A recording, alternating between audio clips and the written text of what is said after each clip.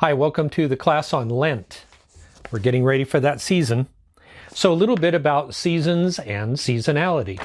So the idea is that the earth is built in a way where we have seasons, and that's because the earth is tilted, and as it moves around the sun, at one point the top hemisphere is pointed toward the sun. It's in that direction, and to us it looks like the sun is higher in the sky, and then as it moves around, the southern hemisphere gets more sun, and so then it's the opposite seasons on the northern and southern hemisphere. As the sun crosses the equator, that's when we experience spring and fall, because it's kind of the same for both. Why does that matter? Because the earth is made that way. We have, all of our life has followed seasons in the past. We had harvest season. There's the seasons where you can't really do much with farming, and pretty much everybody was doing farming for a long time. It was that getting food was hard enough that everybody had to try. So in the modern world, we sometimes can lose track of that. Although you have school season, and then in some schools you're out for the summer. Sometimes they have year-round schools, and then of course there's things like time of day. We have day, night. I mean, it's basically that things change. And yet it's the same kind of change periodically. Every day, every night, we have the seasons are the same every year, that kind of thing. So the reason I bring that up is because Lent is a season, and the church has seasons.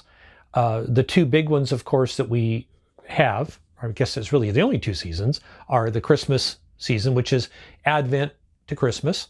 And then we also have the Lent leading into the Easter season. Now, Easter is not just one day, that's actually a season, and you'll see that it'll be labeled in the missalette, Sundays in Easter, and of course before that it's Sundays in Lent. And so that's kind of how that works, and I don't know, I think it's good to kind of put it in context of being a season, and you'll see in some languages that Lent will actually be the season of something. And I'm going to show you that in just a little bit here. I'll cut over to the computer and show you some interesting stuff about languages. And that'll be part of this next part, which is Lent around the world. So I put a link for you that tells you a little bit about how Lent is observed around the world. But I'd like to tell you a few things that you'll find they're in common, and sometimes they get missed. So one of those things, you may have heard of something in the United States called Mardi Gras. And it's often down in New Orleans, which was a very Catholic place at one point. And in Mardi Gras, in French, it means Fat Tuesday. So it's the day before Ash Wednesday. And of course, why are they pigging out day before Wednesday and going kind of crazy? Well, originally it was because during Lent, people would fast and abstain from a lot of delicious foods. There's a lot of things that they didn't eat because they were doing penance, which we're going to talk about in a little bit. So they wanted to get rid of all of it. So this also relates to the Jewish faith, which Jesus would have observed.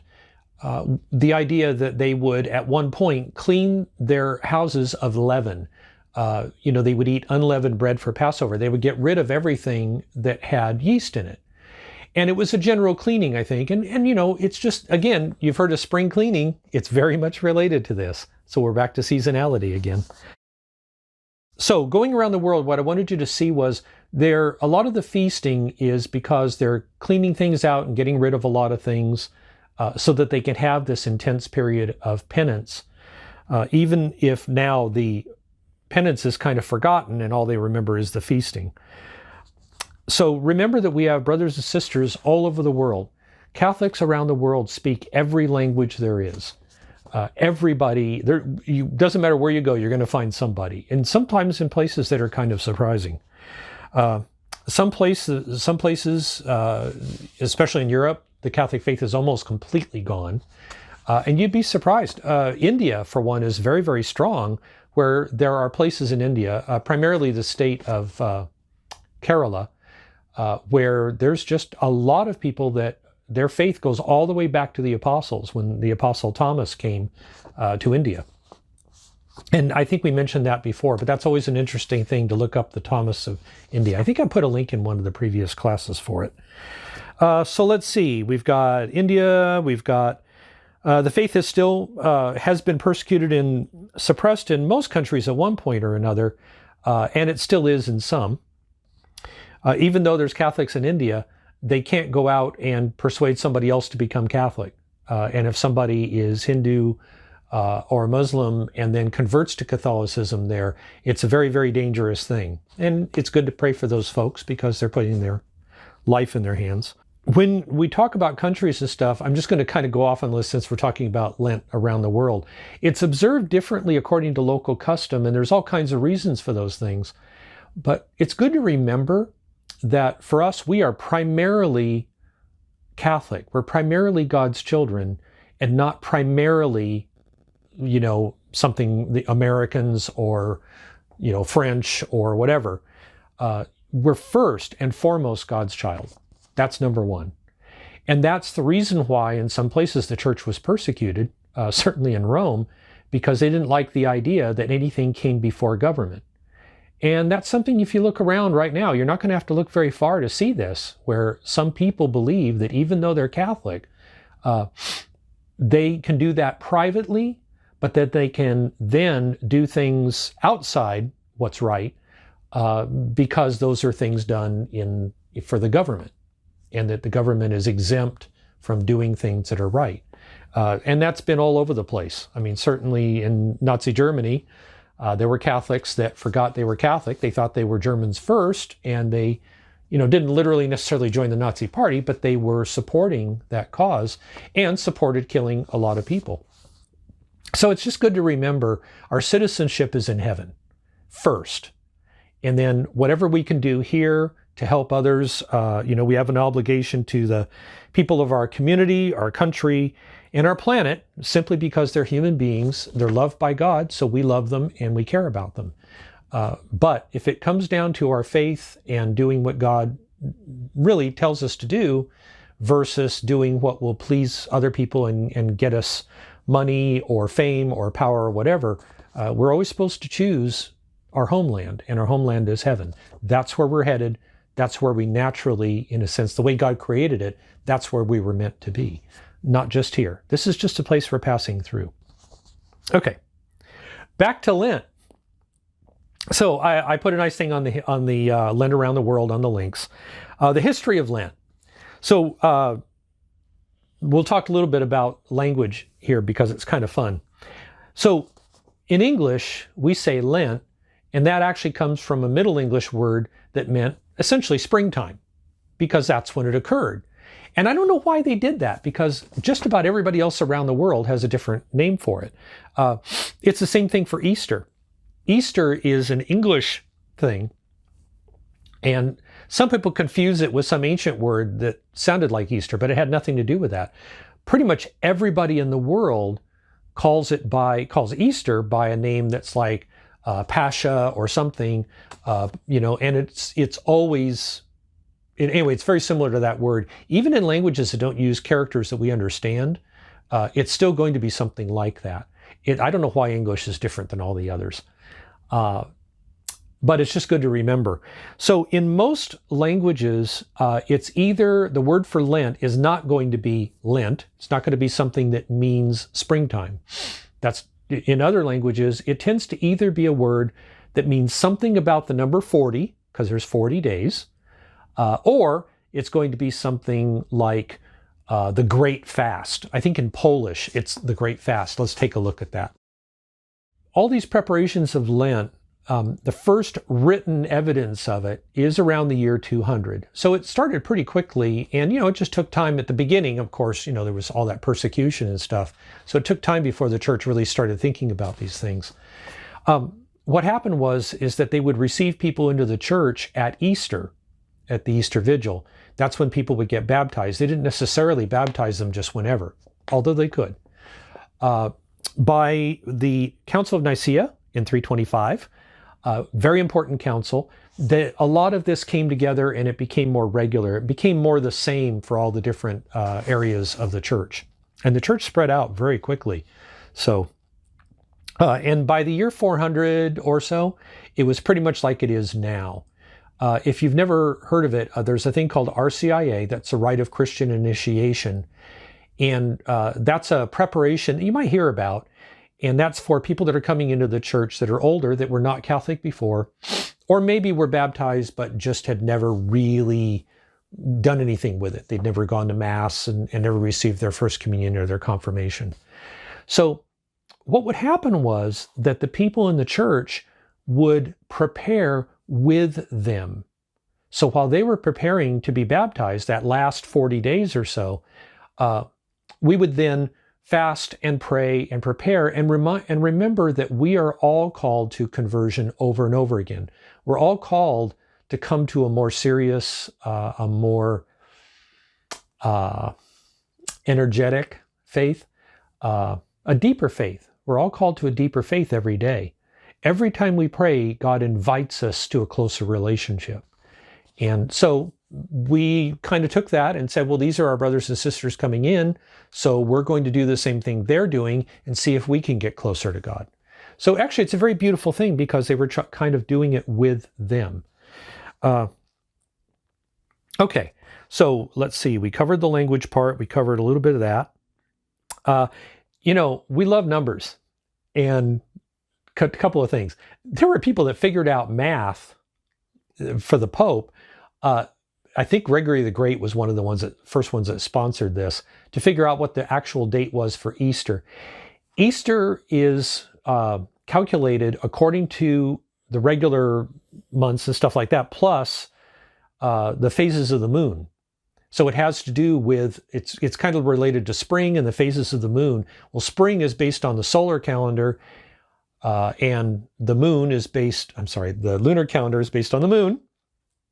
And you had to put those together, and it meant making two calculations about about orbits and stuff and making them work together. You can look this up. There's actually if I find it, if I remember, I'll put it on the links for you. There's the U.S. Naval Observatory actually has a really, really good write-up on how Easter is calculated. So you'd be surprised. There's interesting stuff out there. The 40 days, strictly speaking, during this period of penance and everything, we're going to talk about penance in a minute. During that time, it's supposed to be 40 days, but the fasting and the penance and the things like that are not supposed to be done necessarily on Sundays, although we can, because Sunday is a day of celebration. So some people take the Sunday off, and whatever they gave up, they go back to it on Sundays, because that's when their celebration. They don't want to do penance on the day that the Lord rose. Other people say, no, you should just do it the whole time. Be generous with God. Don't get all picky and legalistic. And I don't really have an opinion on it one way or the other. I generally just keep my Lent all the way through, but that's just me. It's just too much bother for me to go back and forth, But that doesn't necessarily mean that that's the only way to do it. And also it depends on what it is. There's some things like during Lent, when normal times, we would celebrate birthdays and have a lot of people over and have a good time. And we bunch them up, because I have a lot of children and we have grandchildren and the whole bit. Then I've got the sons-in-law. So what happens is that we'll have a birthday dinner that's for maybe all the birthdays in that month. And that'll be like 3 people. So if we do that during Lent, it's always like, well, what do we do? Because, then it's Lent, we should be fasting. It's not a time for this. And it's like, well, if you have it on Sunday night, that solves it. But we very often go ahead and feast a little bit on the birthdays because we're celebrating somebody that God created. And, there's a whole bunch of ways to do this, and you can't get too caught up in it and worry about it too much. The main thing is to be close to God and do something. Sorry, that probably isn't the best, but hey, I'm trying. Anyway, the point is that if you don't count the 40 days, if you don't count the Sundays in the 40 days, then to make the math work, they had to add some days ahead and not start Lent on a Sunday, because we usually start things on Sunday. But we start Lent a few days before the first Sunday in Lent because we want to get the days to 40 days. 40 days is one of the big symbolic things. It means a long time, and it reflects the 40 days in the desert that Jesus prayed and fasted. So, it's a lot of it is related to that. But in general, in the Bible, you'll find that 40 days means a long time. So we often use 40 days for things. Okay, we covered that. And okay, penance, fasting and abstinence.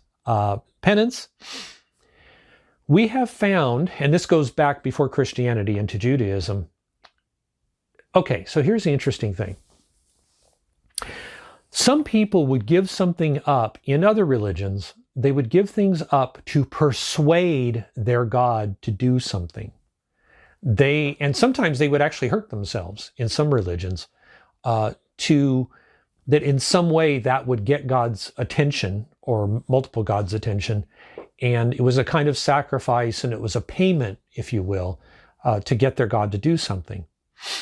For us, it's more that when we do penance, when we do things like giving up watching TV or watching YouTubes, but don't give up watching this YouTube. When you give things up, you give up doing something you enjoy. That sacrifice takes away some of the distraction in us so that we can focus on our relationship with God better.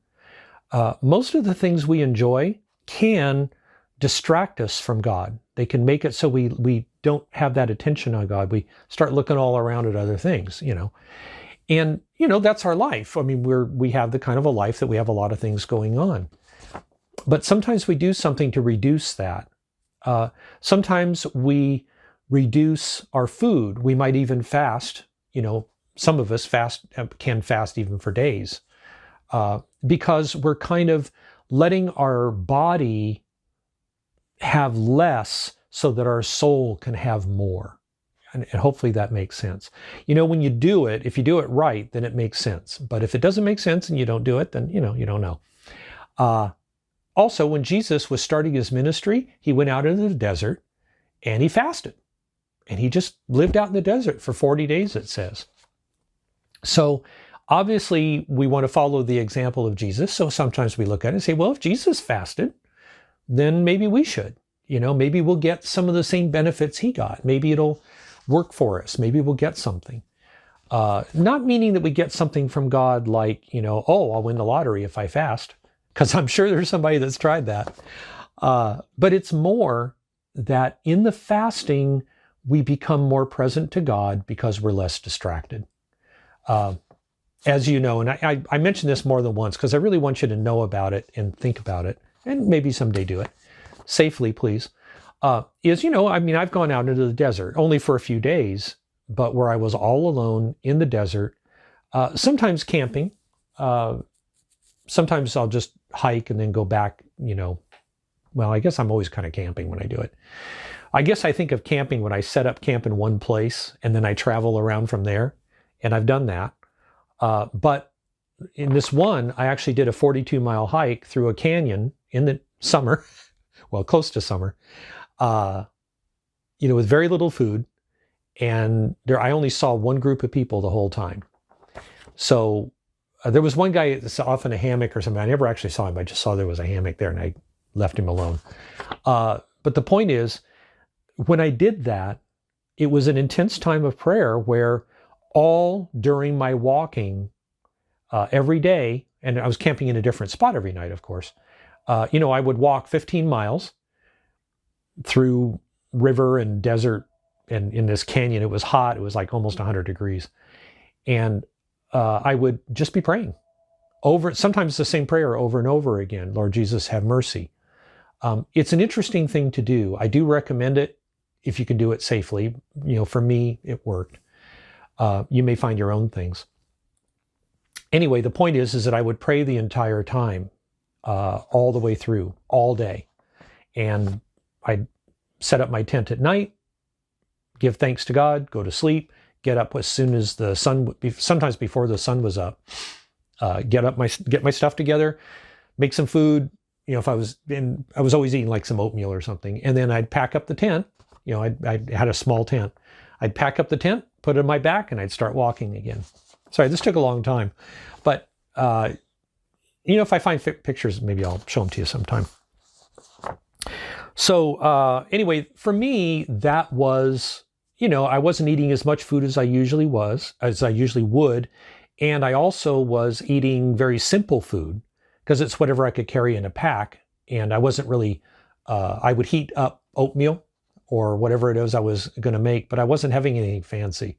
I had a little bit of beef jerky, and I had some like granola bar things, but I didn't eat very much. I ate about a pound of food in the 4 days. So it isn't a lot of food. It was a wonderful experience. I'm not saying it was enjoyable because it was a tough hike. And it was a lot of intense conversation with God, but it was very, very powerful and really worth it. Anyway, that's just an example of a way to do penance and to have a closer experience with God by depriving the body of what it usually has to distract it, or the mind. It's not about rules. It's about the relationship with God and doing what works. So fasting is when you give up food completely. Abstinence is when you give up meat. Now, in the old days, they used to give up anything made from an animal. They were like vegans for, a short time. And so abstinence then meant they would give up eggs and cheese and milk and the whole bit. So that's changed over the years, and you'll see directions online. It's easy enough on what constitutes abstinence now, but pretty much it's not eating meat.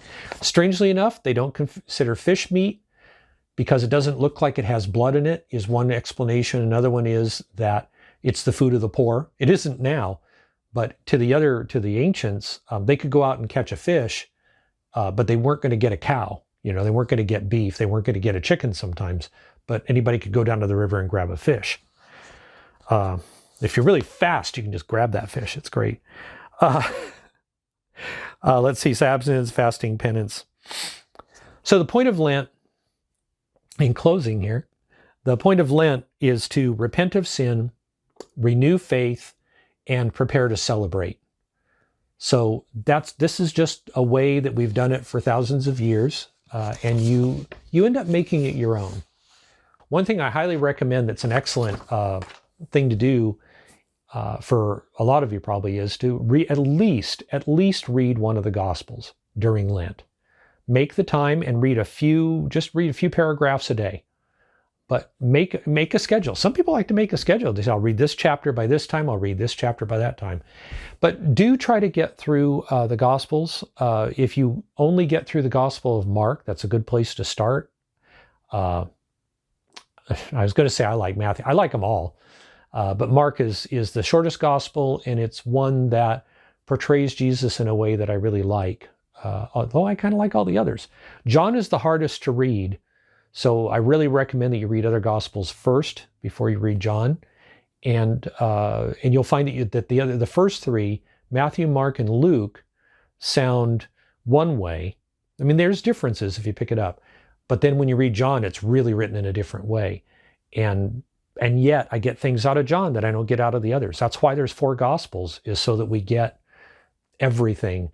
And sometimes, by the way, the first 3 are called the synoptic Gospels. It means they're all seen kind of from one point of view. They're also the earliest Gospels. John was written much later, and maybe 50 years later, 40. But in those Gospels, if you look closely, you will see differences. And I think the differences are fascinating. And one of these times I'll do a video on the Bible. But something to look for is that Mark is very simple. In Matthew, Joseph has dreams. St. Joseph, that was married to Mary, he has dreams. And Luke has a lot of detail. It's just bigger and a richer gospel. It's the one that's got the most in it. There's some other differences too I won't go into now because I'll cover it later. But if you look for the differences, I think it's pretty interesting. Anyway, all right. So welcome to Lent. It's coming up. You have a little bit of time to prepare. Think about what you want to do. It's customary to give up something for Lent. Do that. Or you can also do the opposite and do something you wouldn't normally do, like reading the Gospels or doing acts of kindness for people every day, or doing something special for your parents, for your mother, your father, your grandfather, whoever. Do something special for them during that time. And remember to pray, and get closer to God. Thank you very much.